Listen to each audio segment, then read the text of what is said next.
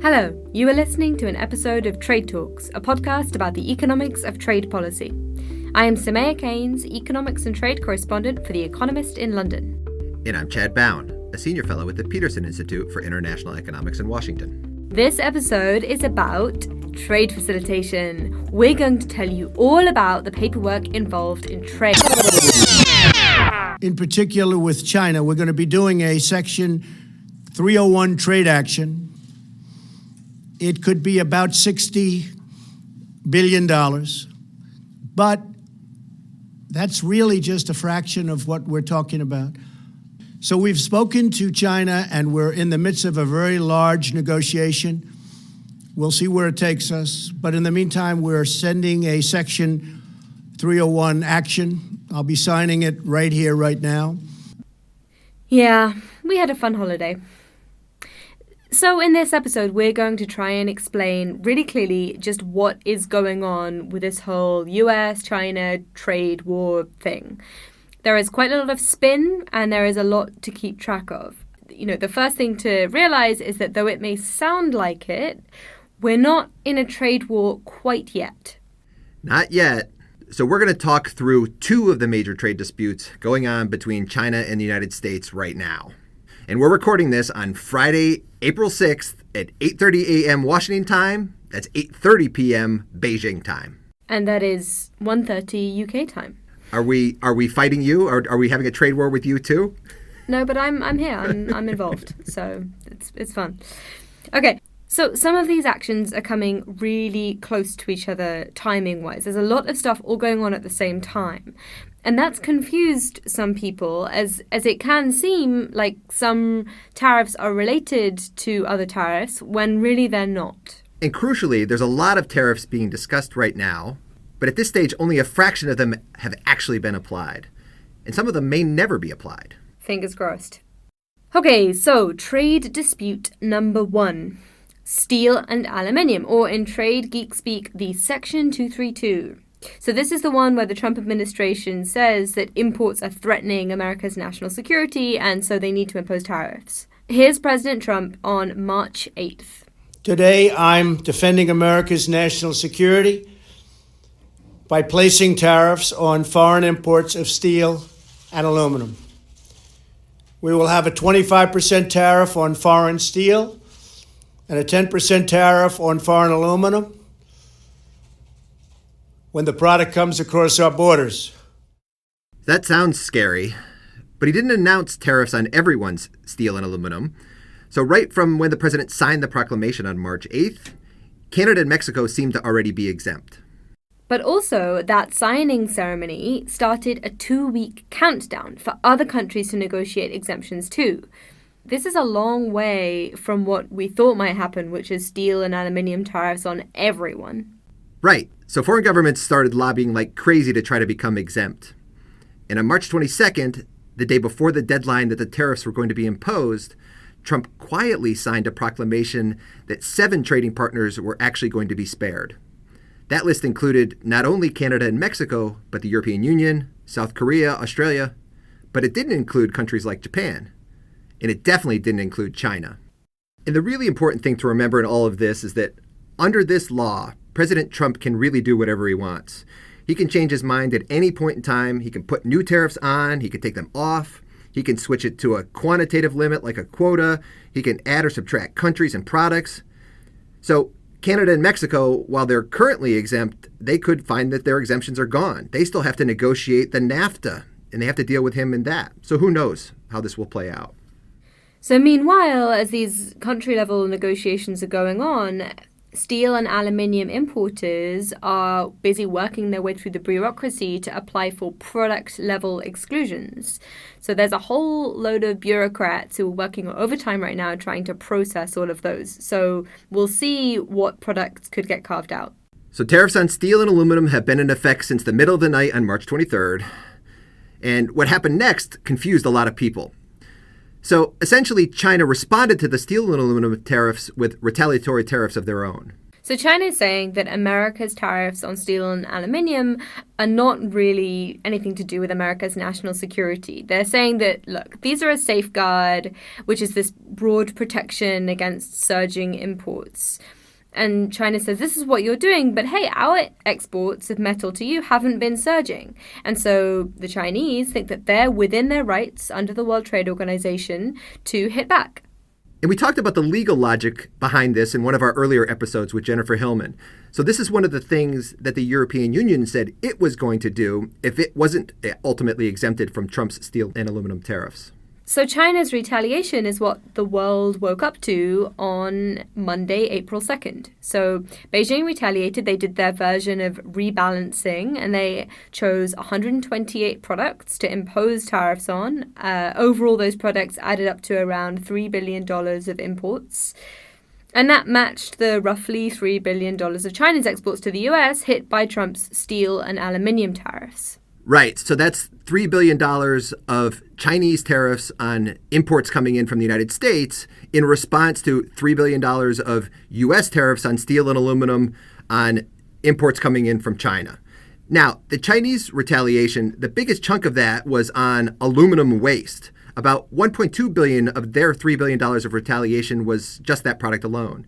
And interestingly, this is the very same aluminum category that President Trump had excluded from the list of products that he was hitting with his national security tariffs. Now, to the extent that recycled aluminium is a substitute for the aluminium that the Trump administration is trying to block with its aluminium tariffs, the Chinese tariff will make the Trump administration's policy less effective. They might have less aluminium coming in because of the tariff, but they're going to have more recycled aluminium stuck in the US. The next biggest one is China is retaliating also on $500 million worth of pork from the United States. So a lot of pigs live in states like Iowa, and this is rural areas that voted for President Trump in the 2016 election. But also Terry Branstad, the former governor of Iowa, well, he's currently the U.S. ambassador to China, and so he represents President Trump in day-to-day operations there in Beijing. So the point here is that they're trying to strike at the political pressure points of America. Yeah, through perhaps any angle that they can identify as being useful. But it's also interesting to note here that apparently China also consumes parts of the pig, and so not just standard ham, I guess, but also products like offal that Americans don't tend to fancy. In terms of the economics of this, there may not be a lot of alternative markets for these particular segments of pig products aside from China. And that will just serve to increase the economic pain that will result from these tariffs. Okay, so other products, China is also in this list included tariffs on wine, fruits, nuts. A lot of those come from Central California. They've targeted steel, pipe and tube, an eye for an eye sort of thing, and $24 million of ginseng. Yeah, ginseng. I didn't know this, but apparently some ginseng is grown in Wisconsin. And now one might think, Wisconsin, that's Paul Ryan's state. And while that's true, apparently where the ginseng is grown is not in his district. So it's hard to know if they're trying to target Paul Ryan, who's the leader of the House of Representatives, or if they're just interested in those Wisconsin voters who, Wisconsin is an important swing state. Okay, so these are the products that the Chinese are targeting with their tariffs. The Americans have said that the Chinese claim that this is a safeguard and nothing to do with national security are completely baseless. They're basically saying that by imposing these retaliatory duties, the Chinese are breaking the World Trade Organization's rules. So at this point, everyone is accusing everyone else of breaking the rules while claiming that they are sticking to the rules. So in summary, we do have some tariffs. We've got the American tariffs on steel and aluminium, and we've got China's retaliatory tariffs on aluminium, pork, ginseng. And all of that would be a pretty big deal in and of itself if that were actually the only thing going on. But it turns out that's actually the little of the two disputes that we're going to talk about today. Okay, so let's turn to the other dispute, the big one. As the steel and aluminum stuff has been going on, the China Section 301 unfair trade case has just arrived. And loyal listeners will remember that this is what our very first Trade Talks episode was about. For those of you who can't remember back that far, Section 301 is this funny bit of US trade law which essentially puts countries under investigation. So if the US finds that one of its trading partners has been acting in an unfair way or violating an existing trade agreement, then there's a negotiation. And if you can't negotiate your way out, then America will hit you with tariffs. So if this sounds a little bit funny and unheard of, well, it is. So this law dates back to 1974. It was pretty heavily used in the late 1970s, 1980s, and the early 1990s, but it really hasn't been used since the WTO went into effect in 1995 all that much.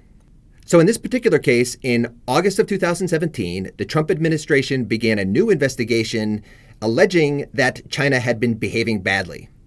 And on March 22nd, they published a 215-page report giving the details of just how badly China has been behaving. So they have 4 allegations, and here is the US Trade Representative Robert Lighthizer at the event announcing the conclusions of this big investigation. China does have a policy of forced technology transfer, of requiring licensing at less than economic value, at state capitalism, wherein they go in and buy technology in the United States in non-economic ways, and then finally of cyber theft. Essentially, they think that China is stealing America's intellectual property in a way that hurts America. And the Trump administration, they're not the first ones to think that. So previous American administrations have worried about this. The European Union and Japan, they share some of these American concerns. The Americans reckon that taken together, all of this adds up to a lot of damage inflicted on the American economy. So they're just trying to right that. And they're doing a few things. So on the first, there's this complaint about the way that China does licensing for intellectual property. They're taking China to the World Trade Organization. They're saying, you're breaking the rules and we will sue you. And that by itself would be pretty normal. But on the other stuff, the Americans are saying that this bad behavior isn't covered by WTO rules. So President Trump is taking matters into his own hands.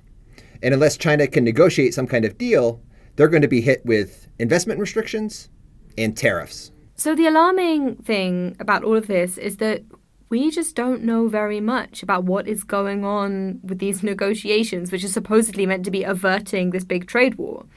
We have no idea how serious the talks are. We don't know whether the Americans are really trying to avert this or whether they're really keen on tariffs. The US Trade Representative has been fairly silent on who's negotiating, what's going on. Today, I read a statement from the Chinese saying that they hadn't really been having discussions because you can't have talks about this stuff while the environment is this tense. The Chinese seem to be fairly keen to avoid a conflict, but it's just not clear what they could offer to please the Trump administration. Yeah, and the Trump administration has been really dismissive of empty Chinese promises. And to be fair, they are really good at making those. But even if China did want to change their technology transfer practices, how could they actually persuade the Americans that they had done so, especially in such a short period of time as we're going through right now with these negotiations?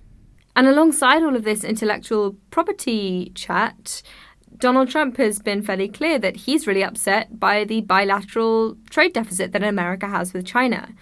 Maybe a deal could tackle that, although, again, I just don't know what the details of that deal would look like, given that bilateral trade deficits are not driven by trade deals. The thing I worry about is that maybe they agree something in paper, the bilateral trade deficit starts rising, and then bam, we thought we were safe and we're back in trade war territory. Exactly. That's a giant economic concern. Well, while we don't know much about the negotiations themselves, we do know what will happen if the negotiations end up going badly. So here's Robert Lighthizer on March 22nd. The result of this has been that the president has analyzed it. We have a 200-page study which we'll put out, and he has concluded that we should put in place tariffs on appropriate products.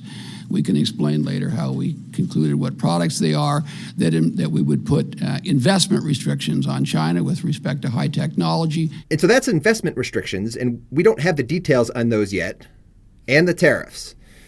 And so on April 3rd, after all the stock markets closed, the USTR released a list of 1,333 products coming in from China that they're proposing to hit with 25% tariffs.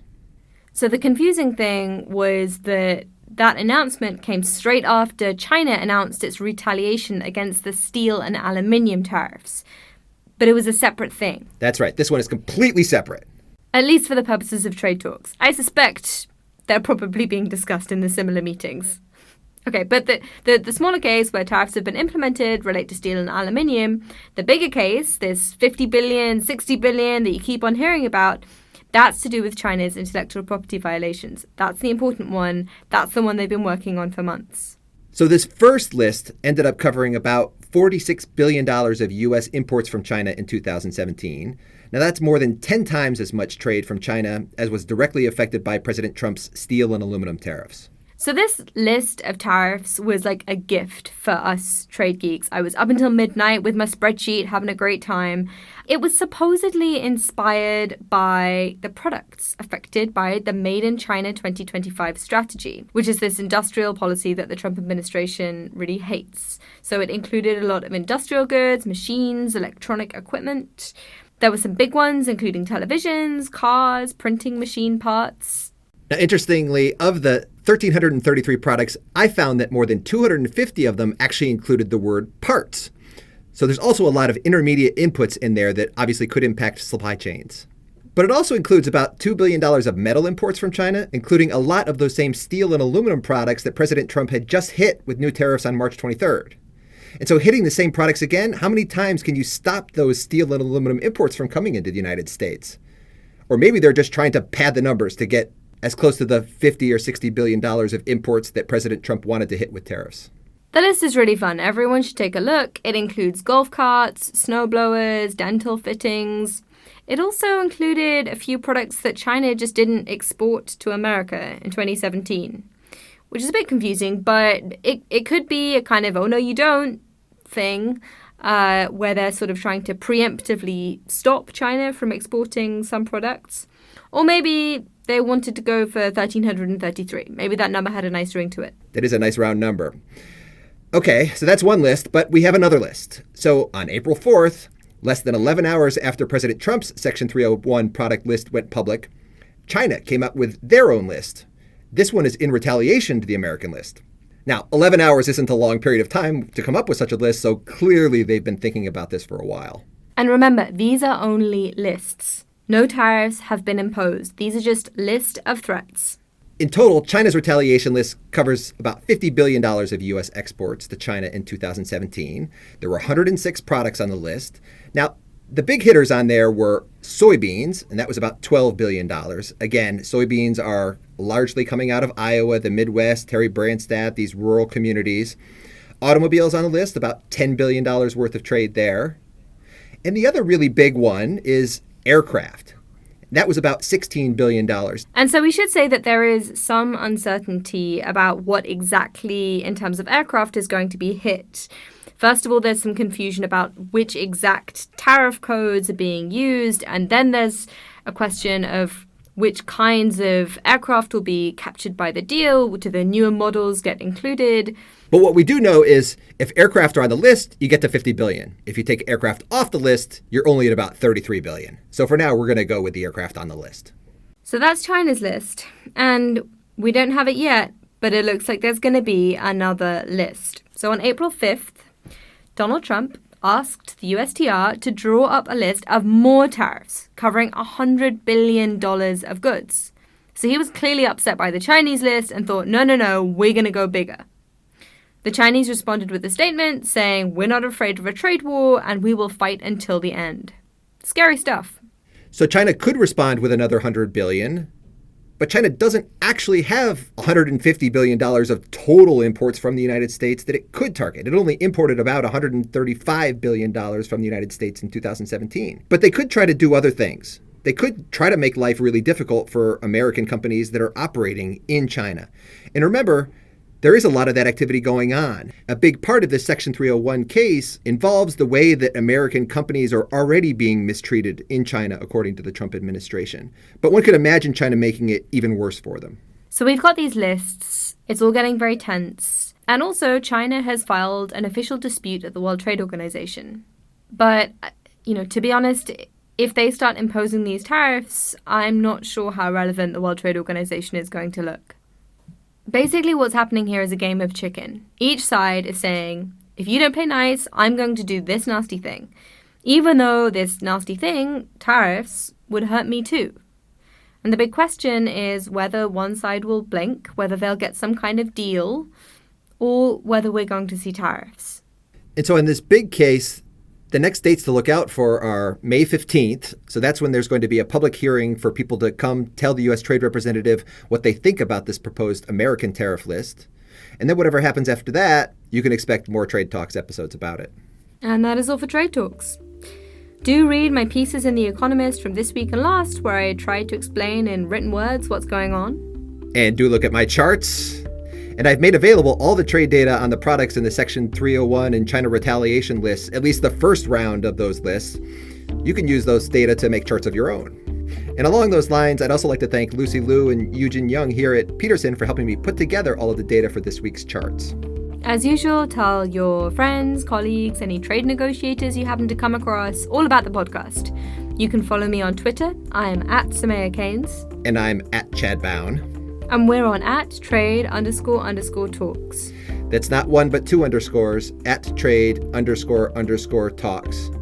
Think one underscore for the Section 232 and another for the 301. Or one underscore for the first set of retaliation lists and another one for the $100 billion retaliation No, because there's more than lists. two. Stop. There's more than two. What are you doing?